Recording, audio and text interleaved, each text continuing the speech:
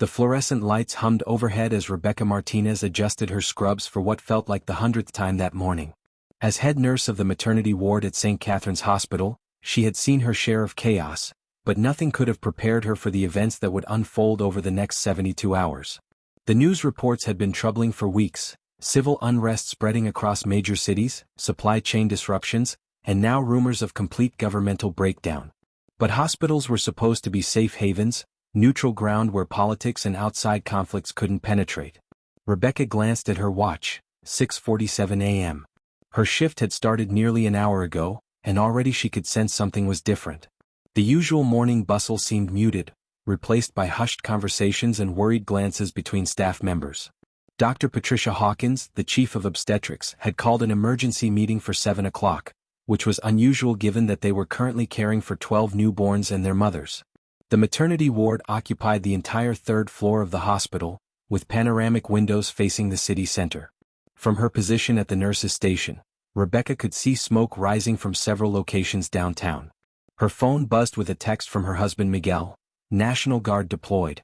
Stay safe. Love you." She quickly typed back a response before focusing on the patient charts spread across her desk. Nurse Jennifer Walsh hurried over, her face flushed with concern. "Rebecca, we've got a problem. The Hendersons in room 304 are demanding to leave AMA, and Mrs. Chin in 306 is asking about her husband who was supposed to arrive from his business trip this morning." Rebecca nodded, making mental notes. Against medical advice, discharges were always complicated, but during a potential crisis, they became even more problematic. "What about security?" Rebecca asked, knowing that their regular security guard, Officer Thompson, was due to arrive at 8. Jennifer shook her head. "No word from him yet. The front desk says several staff members haven't shown up for their shifts."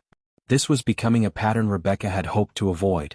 During emergencies, hospitals needed all hands on deck, not staff abandoning their posts. Dr. Hawkins emerged from her office, her usually pristine appearance showing signs of stress. Her silver hair was pulled back more severely than usual, and her lab coat bore coffee stains from what Rebecca assumed was a sleepless night. "Team meeting in conference room B now," she announced, her voice carrying across the ward.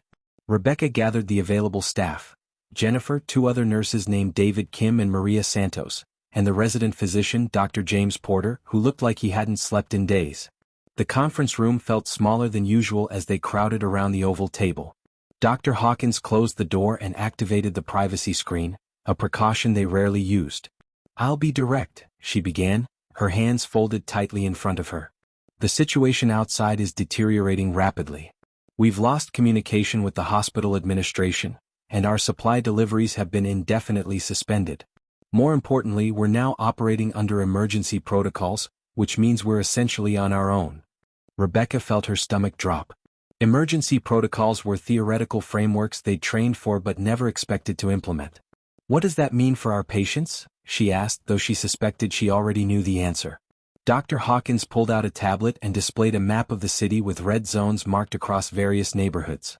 "These areas are under mandatory evacuation orders. Unfortunately, 3 of our current patients live in these zones, and their families are unreachable." The room fell silent except for the distant sound of sirens, which seemed to be growing more frequent. Dr. Porter cleared his throat. "What about transfers? Can we move patients to other facilities?"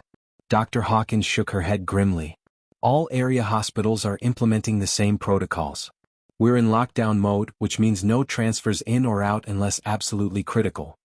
Rebecca realized the magnitude of their situation was sinking in. They were responsible for 12 newborns and their mothers, with potentially limited resources and no clear timeline for when normal operations would resume.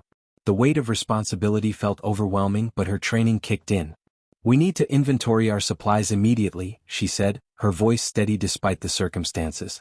"Formula, medications, basic necessities. If we're going to be here for an extended period, we need to know exactly what we're working with." Dr. Hawkins nodded approvingly. "Rebecca's right. We also need to establish communication protocols with the families and create contingency plans for various scenarios." She paused, looking at each team member. "I want everyone to understand that we're not just medical professionals today. We're protectors, guardians, and possibly the only barrier between these families and whatever's happening outside." The inventory process revealed both encouraging and troubling information.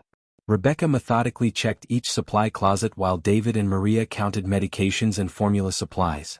They had enough basic necessities to last approximately 5 days if they maintained current consumption levels, but that calculation assumed no new admissions and no unexpected complications. The backup generator had been tested and was functional, though fuel supplies were limited to 48 hours of continuous operation. By noon, the sounds from outside had intensified. The distant pop of what could have been gunfire echoed through the building, and the smoke visible from the windows had grown thicker. Rebecca tried calling her husband again but received only a busy signal.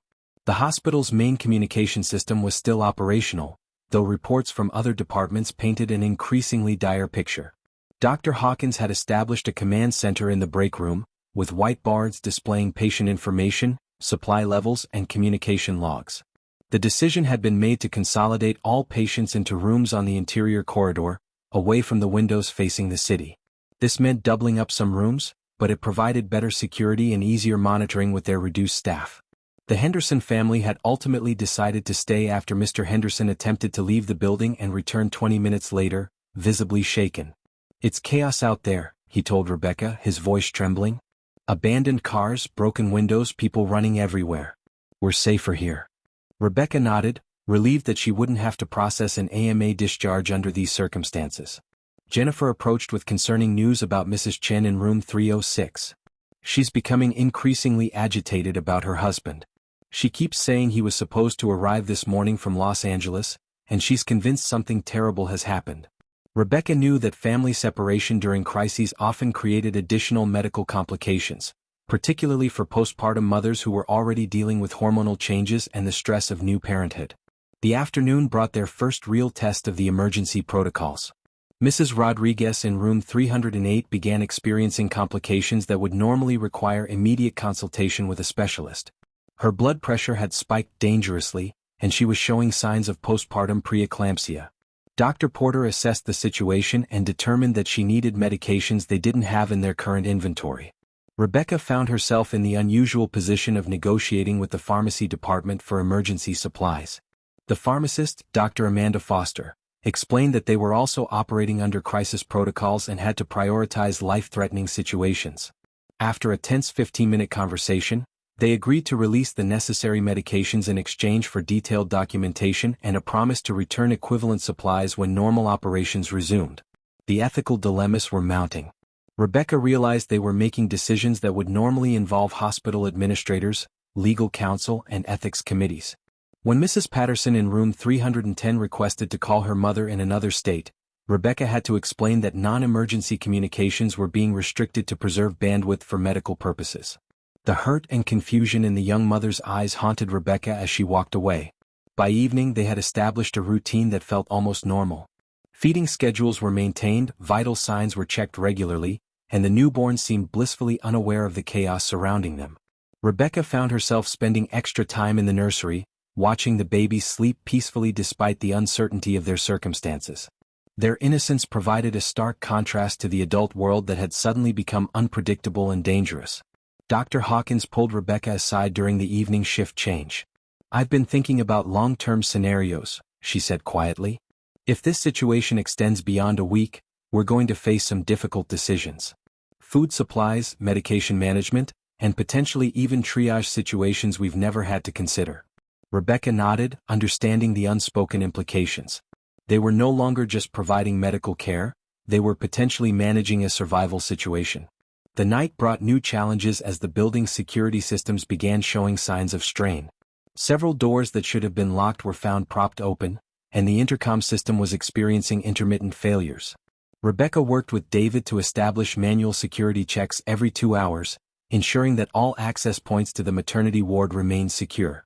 As she settled into her makeshift sleeping area in the break room, Rebecca reflected on the dramatic shift in her responsibilities. 24 hours ago, she had been a skilled nurse managing routine post-delivery care. Now she was part of a team responsible for protecting 12 families in an increasingly uncertain world, making decisions that could affect their survival and well-being for an indefinite period.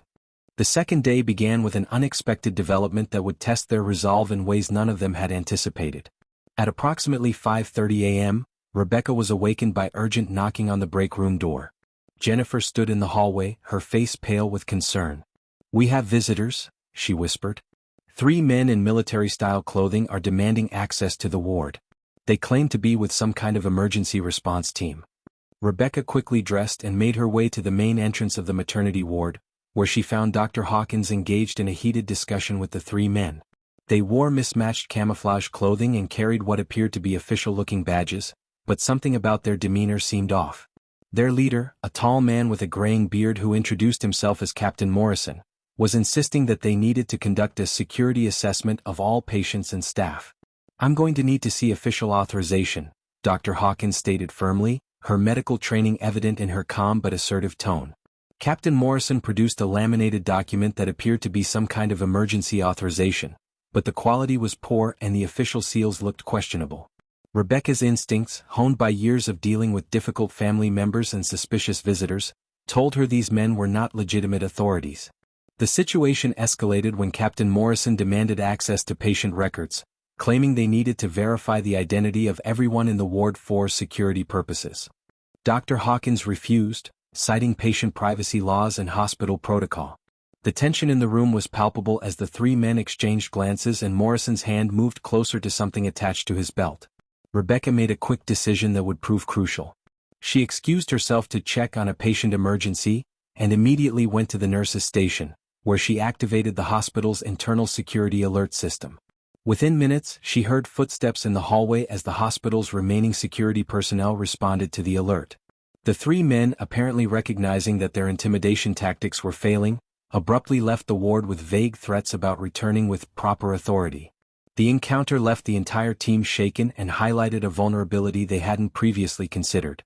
They were not just isolated due to external chaos, they were potentially vulnerable to individuals who might try to exploit the breakdown of normal security protocols.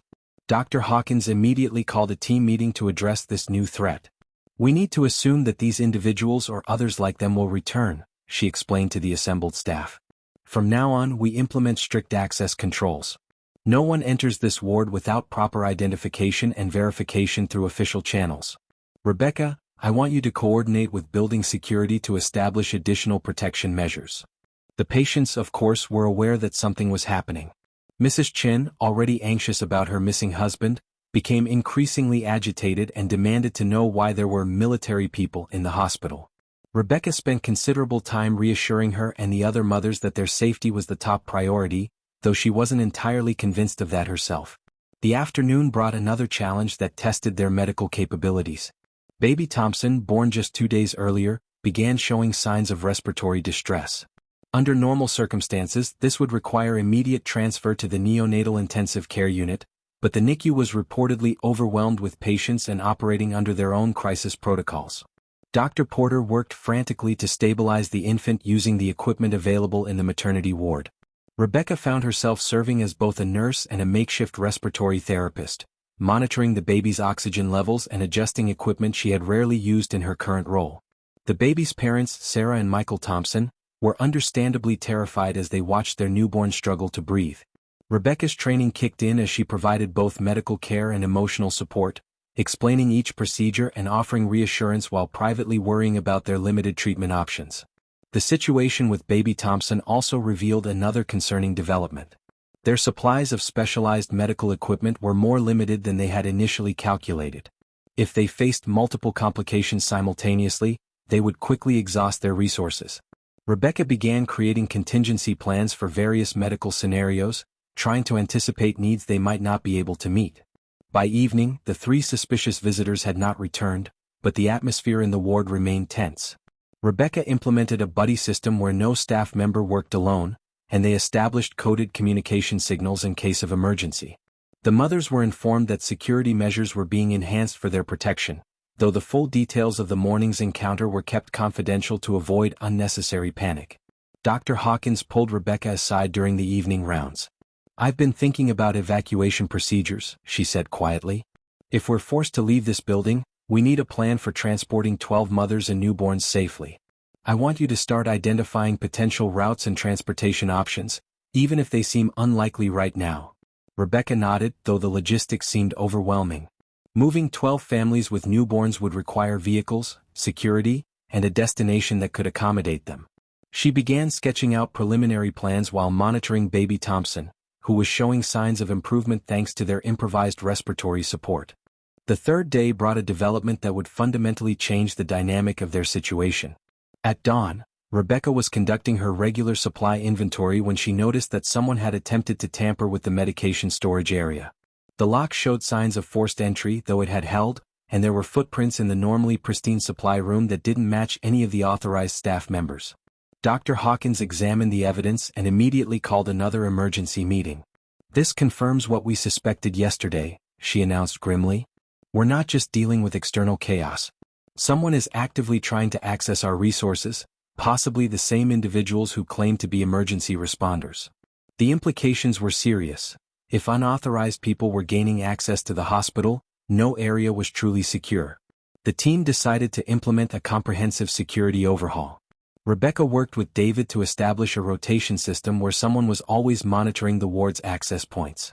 They also created a communication protocol with the hospital's main security office, though staffing there was also severely reduced. Most importantly, they relocated all critical supplies to a single, more secure location that could be continuously monitored. The morning also brought unexpected good news. Mrs. Chen's husband, Robert, finally arrived at the hospital.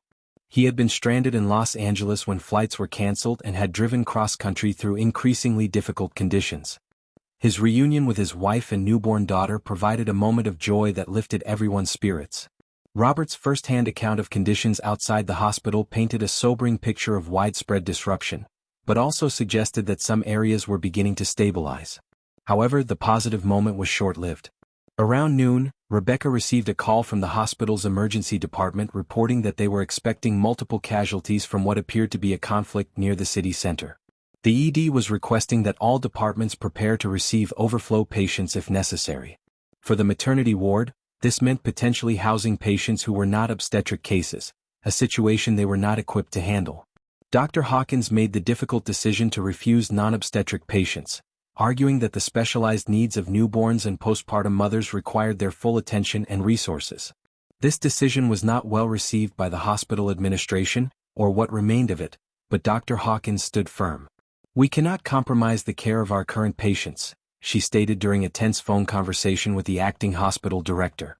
The afternoon brought another test of their medical capabilities when Mrs. Rodriguez, who had experienced complications the previous day, began showing signs of infection. Her fever spiked to dangerous levels, and she became increasingly disoriented. Dr. Porter determined that she needed intensive antibiotic therapy and potentially surgical intervention, neither of which they could provide adequately in the maternity ward. Rebecca found herself in the position of negotiating with other departments for resources and expertise. The surgery department was overwhelmed with trauma cases, and the infectious disease specialists were unavailable.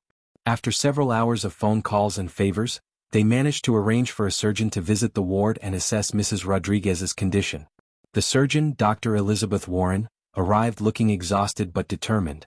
After examining Mrs. Rodriguez, she confirmed that immediate surgical intervention was necessary.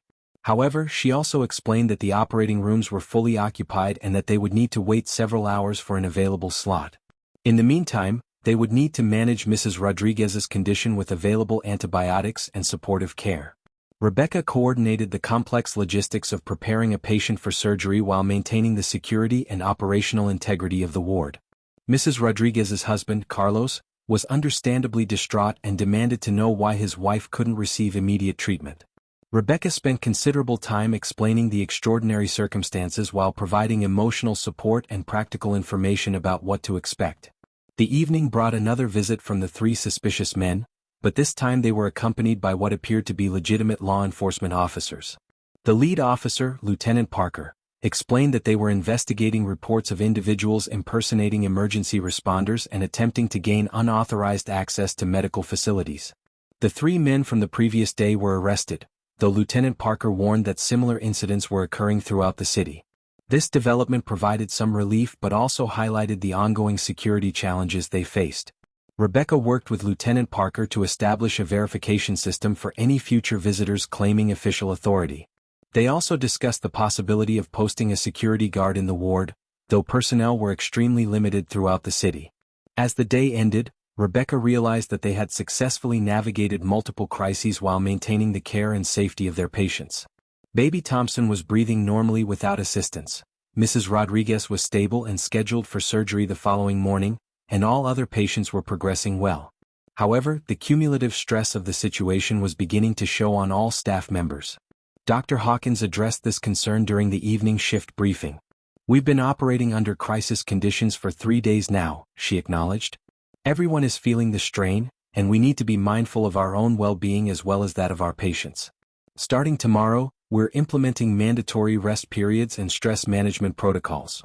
Rebecca appreciated this recognition of their human limitations, though she wondered how they would maintain adequate coverage with forced rest periods. The 4th day marked a turning point in their ordeal, though not in the way any of them had anticipated.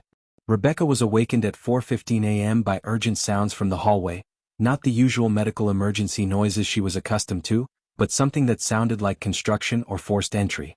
She quickly dressed and discovered that a section of the exterior wall near the supply storage area had been damaged, apparently by some kind of explosion or impact from outside. David was already assessing the damage when Rebecca arrived. A large crack ran vertically along the wall, and several ceiling tiles had fallen. More concerning was the fact that the damage appeared to be intentional rather than accidental. Scorch marks around the impact site suggested an explosive device, and the precision of the damage indicated someone with knowledge of the building's structure. Dr. Hawkins arrived within minutes, her face grave as she surveyed the situation.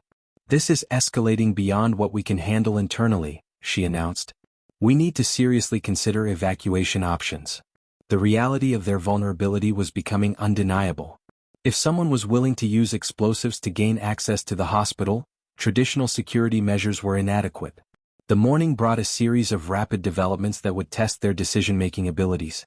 First, Lieutenant Parker returned with news that the 3 arrested men had been released due to insufficient evidence and overcrowded detention facilities. Second, intelligence suggested that organized groups were targeting medical facilities for their supplies and equipment.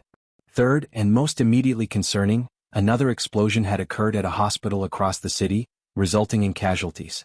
Rebecca found herself taking on responsibilities she had never imagined. Working with Dr. Hawkins, she began developing detailed evacuation plans that considered the special needs of newborns and postpartum mothers.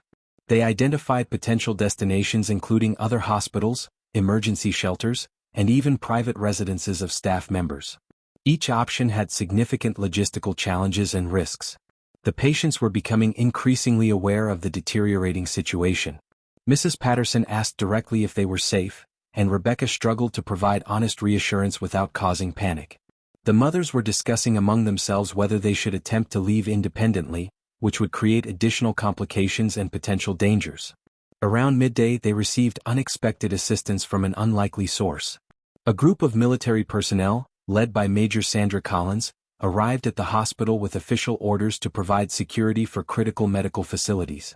Unlike the previous imposters, Major Collins carried proper identification and was accompanied by communications equipment that allowed verification of her authority. Major Collins conducted a thorough security assessment and informed them that they were implementing enhanced protection measures. 2 armed guards would be posted at the ward's entrance, and the damaged wall would be temporarily repaired with materials brought by the military team. However, Major Collins also warned that the security situation was expected to worsen before it improved. The afternoon brought both relief and new concerns. Mrs. Rodriguez's surgery was successful, and she was recovering well. Baby Thompson continued to show improvement and was breathing normally without assistance. However, their supply situation was becoming critical. Formula supplies were running low, and several essential medications were nearly depleted. Rebecca worked with Jennifer to implement strict rationing protocols while maintaining adequate nutrition for the newborns. They also began exploring alternative feeding options, including the possibility of establishing a milk bank using donations from the mothers who were able to provide excess breast milk. The logistics were complex, but the collaboration between mothers showed remarkable solidarity in the face of adversity. The evening brought a development that would test their resolve in unexpected ways. A family arrived at the hospital, led by a distraught father carrying his newborn daughter. They had been staying at another hospital that had been evacuated due to security threats. The baby appeared healthy, but the family was exhausted and traumatized from their ordeal. Dr. Hawkins faced a difficult decision. They had established protocols limiting admissions to preserve resources for existing patients. However, turning away a family with a newborn under these circumstances seemed ethically impossible. After consultation with the team, they decided to admit the family, bringing their total to 13 mothers and newborns. The new family, the Johnsons, provided first-hand accounts of conditions at other medical facilities. Their previous hospital had experienced multiple security breaches, theft of supplies, and staff abandonment. The comparison made everyone appreciate the relative stability they had maintained, but also highlighted how precarious their situation remained. Rebecca spent considerable time helping the Johnson family settle in while managing the logistics of accommodating additional patients with limited resources. Mrs. Johnson was particularly shaken by their experience and required extensive emotional support. Her husband, Mark, expressed gratitude for their acceptance but also warned about organized groups that were systematically targeting medical facilities. As the day ended, Rebecca realized that they had successfully managed multiple crises while maintaining their core mission of providing safe, quality care. The military security presence provided reassurance, but everyone understood that their situation remained tenuous.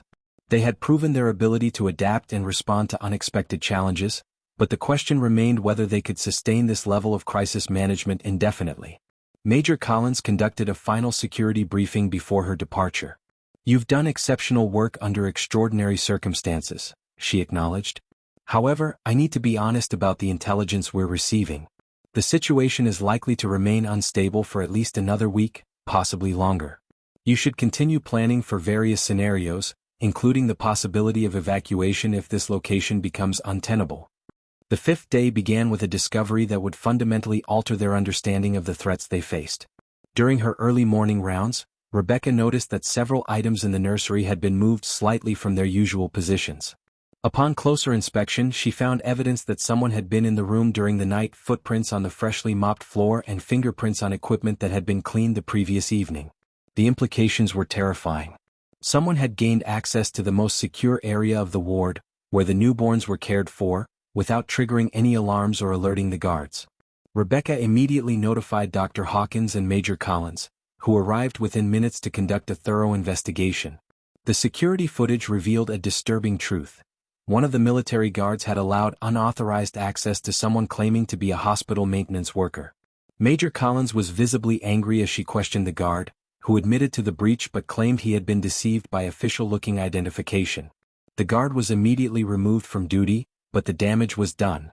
Their sense of security had been shattered, and they now had to assume that their location and activities were known to potentially hostile groups.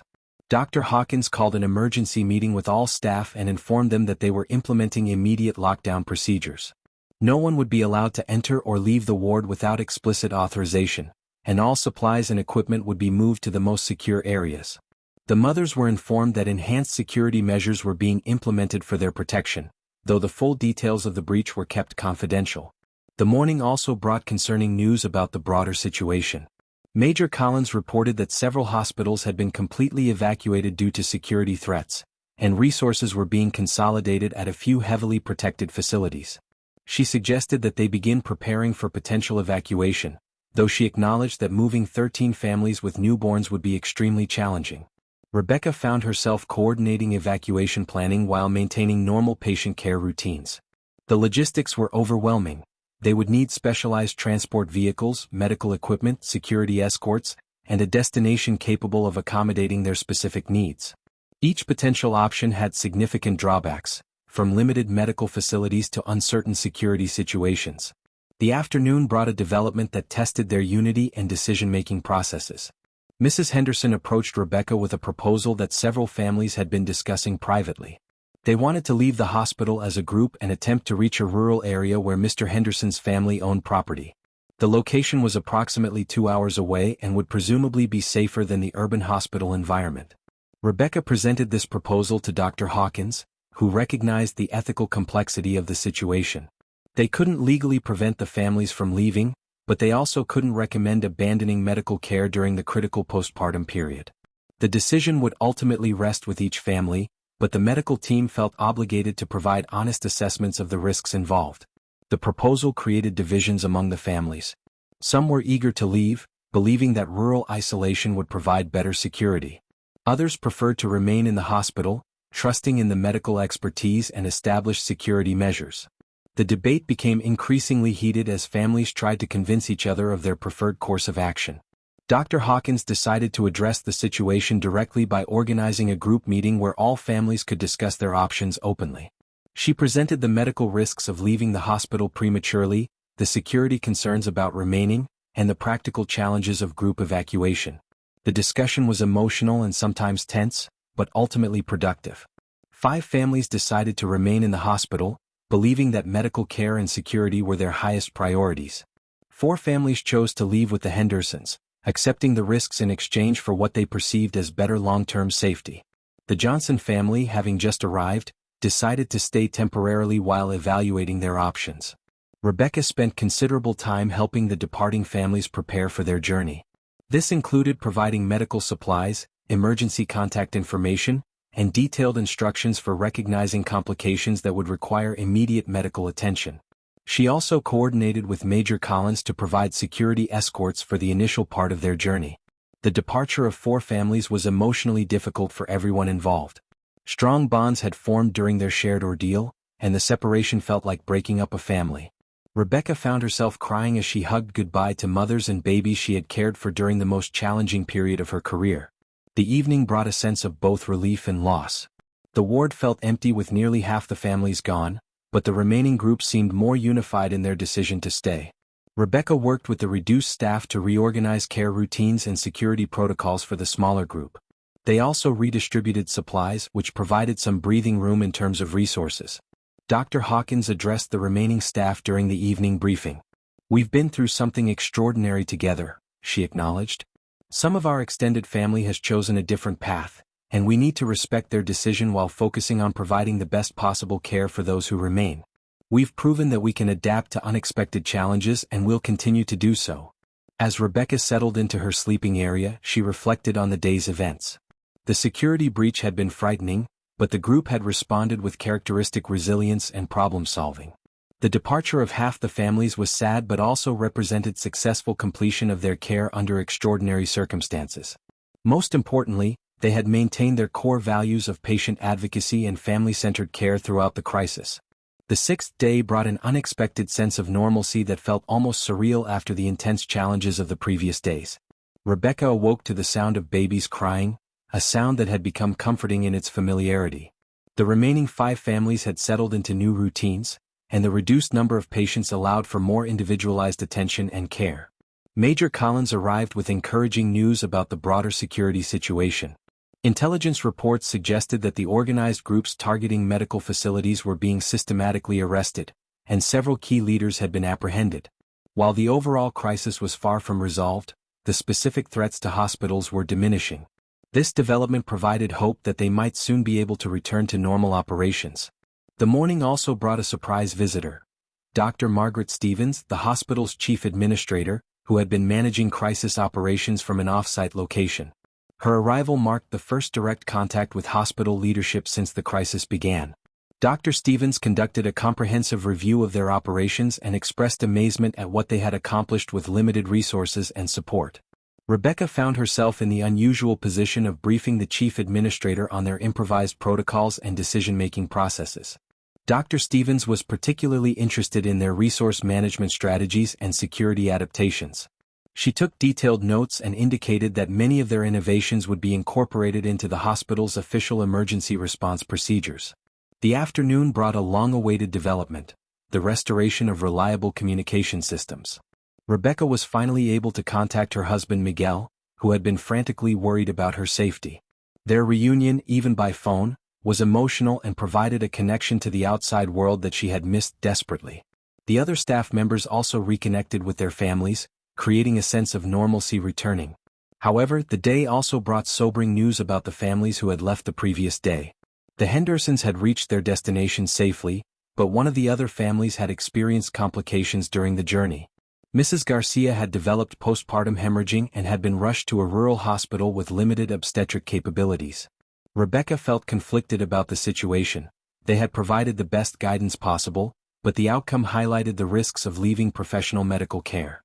Dr. Hawkins used the Garcia situation as a teaching moment for the remaining families. "This is exactly why we recommended staying in a full-service medical facility," she explained during afternoon rounds. "We can't control all the variables, but we can provide the best possible care with the resources available to us." The remaining families seemed reassured by this explanation and reaffirmed their decision to stay. The evening brought a development that would provide closure to one of their most challenging cases. Mrs. Rodriguez, who had required emergency surgery, was showing excellent recovery and was finally able to hold her newborn son for extended periods. Her husband Carlos expressed profound gratitude to the entire team for their care during the crisis. "You saved my wife's life," he told Rebecca with tears in his eyes. "We'll never forget what you did for us." Rebecca worked with Dr. Hawkins to begin planning for the transition back to normal operations. They would need to restock supplies, restore full staffing levels, and integrate lessons learned from the crisis into their standard procedures. The process would be gradual, but the end of the emergency period was finally in sight. The day also brought recognition from hospital leadership about their exceptional performance during the crisis. Dr. Stevens announced that the maternity ward team would be receiving commendations for their innovative problem-solving and dedication to patient care. While Rebecca appreciated the recognition, she was more focused on the satisfaction of knowing they had successfully protected the families entrusted to their care. As evening approached, Rebecca reflected on the transformation they had all undergone. 6 days ago, they had been operating in routine mode, following established protocols and procedures. The crisis had forced them to become decision-makers, security coordinators, resource managers, and crisis counselors in addition to their medical roles. The experience had been exhausting but also empowering. The remaining families had also formed bonds that extended beyond the typical patient-provider relationship. They had shared an extraordinary experience that would connect them for years to come. Rebecca observed mothers comforting each other, fathers sharing resources and support, and everyone working together to maintain morale and hope during the darkest moments. Major Collins conducted a final security briefing before reducing the military presence. "You've successfully weathered the storm," she announced. "The immediate threats have been neutralized, and normal security protocols should be adequate moving forward. However, you've also proven that you can handle extraordinary circumstances with grace and competence." The 7th day marked the beginning of what everyone hoped would be a return to normal operations, though the definition of normal had been permanently altered by their shared experience. Rebecca arrived for her shift to find that several staff members who had been absent during the crisis were returning to work. The reunion was emotional but also awkward, as those who had remained felt a bond that was difficult to explain to those who had been absent. Dr. Hawkins organized a comprehensive debriefing session where all staff members could share their experiences and insights from the crisis. The discussion was therapeutic but also practical, as they identified procedures that had worked well and areas that needed improvement. Rebecca contributed significantly to the conversation, sharing her observations about resource management, security protocols, and patient communication strategies. The morning brought good news about Mrs. Garcia, the mother who had experienced complications after leaving the hospital. She had been successfully treated at the rural hospital and was recovering well. The Henderson Group had also sent word that they were safe and grateful for the care they had received. These updates provided closure and reassurance that their efforts to prepare the departing families had been effective. However, the day also brought challenges related to the transition back to normal operations. The remaining families had become accustomed to the intensive attention and close relationships that had developed during the crisis. Some mothers expressed anxiety about the return of routine procedures and the inevitable reduction in the highly personalized care they had received. Rebecca spent considerable time helping families adjust to the changing dynamics. She explained that while the crisis protocols were being phased out, the relationships and care standards that had been established would continue. The experience had taught the staff valuable lessons about patient-centered care that would benefit all future patients. The afternoon brought a visit from local media representatives who wanted to document the story of the maternity ward's successful crisis management. Rebecca was initially reluctant to participate, preferring to focus on patient care rather than publicity. However, Dr. Hawkins convinced her that sharing their story could help other medical facilities prepare for similar challenges. The media interviews provided an opportunity for Rebecca to reflect on the leadership role she had assumed during the crisis. She had never considered herself a natural leader, but the circumstances had revealed capabilities she hadn't known she possessed. The experience had changed her perspective on her profession and her own potential for growth and impact.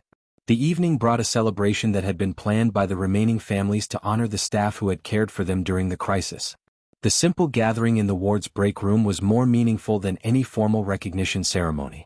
Families shared stories, exchanged contact information, and expressed their gratitude for the care they had received. Mrs. Chinri Triach continued. Mrs.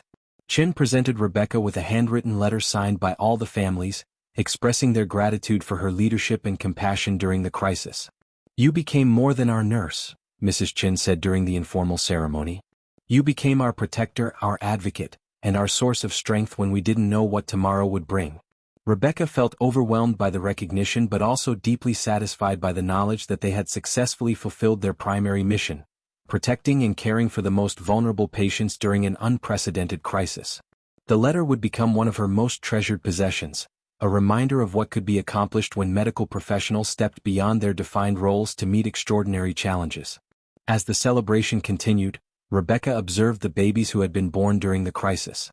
They were healthy, thriving, and completely unaware of the dramatic circumstances surrounding their early days. Their innocence and vitality provided a powerful symbol of hope and continuity, reminding everyone that life persists even in the midst of chaos and uncertainty. Dr. Hawkins pulled Rebecca aside for a private conversation about her future with the hospital. "Your performance during this crisis has been exceptional," she said. "The hospital administration is considering creating a new position focused on emergency preparedness and crisis management. They'd like you to consider applying for the role." Rebecca was honored by the opportunity but asked for time to consider the implications of such a significant career change. The evening also brought news that several other hospitals had experienced similar crises and were seeking guidance on emergency protocols. Rebecca found herself in the unexpected position of being consulted as an expert on crisis management in medical settings. The transformation from staff nurse to recognized leader had happened gradually during the crisis, but the external recognition made it official. As the day ended, Rebecca realized that the crisis had fundamentally changed not just her career trajectory but her understanding of her own capabilities and potential. She had discovered leadership skills she didn't know she possessed and had successfully managed complex situations that would have seemed impossible just a week earlier. The experience had been challenging but also profoundly rewarding. The final patients were scheduled to be discharged over the next few days, marking the end of the crisis period and the beginning of a new chapter for everyone involved. Rebecca knew that the relationships formed during these intense days would continue long after the families left the hospital. They had shared something extraordinary that would connect them for years to come. Dr. Hawkins addressed the team during the final crisis briefing. "We've accomplished something remarkable," she announced. "We've demonstrated that medical professionals can adapt, innovate, and lead when circumstances demand it. More importantly, we've shown that patient care and safety can be maintained even under the most challenging conditions. This experience will make us better providers and better people." As Rebecca prepared for what would hopefully be her last night sleeping in the hospital break room, she reflected on the journey they had all taken together. The crisis had tested every aspect of their professional and personal capabilities, but they had emerged stronger, more confident, and more united than ever before. The experience had proven that ordinary people could accomplish extraordinary things when motivated by duty, compassion, and mutual support. The babies born during the crisis would grow up with a unique story about their earliest days, though they would never remember the dramatic circumstances that surrounded their birth. Their parents would carry the memories of the remarkable care they received during an unprecedented time, and the bonds formed during those intense days would last a lifetime. Rebecca's final thoughts before sleep were about the future. The crisis had ended, but the lessons learned and relationships formed would continue to influence her work and her life. She had discovered that leadership wasn't about titles or positions but about stepping up when others needed you most. The experience had changed her understanding of her profession and her own potential for making a difference in the world. The maternity ward would return to normal operations, but it would never be quite the same. The innovations developed during the crisis would be incorporated into standard procedures, and the staff would approach their work with new confidence and capabilities. Most importantly, they had proven that the fundamental mission of protecting and caring for patients could be maintained even under the most extraordinary circumstances. Retry Claude can make mistakes. Please double-check responses.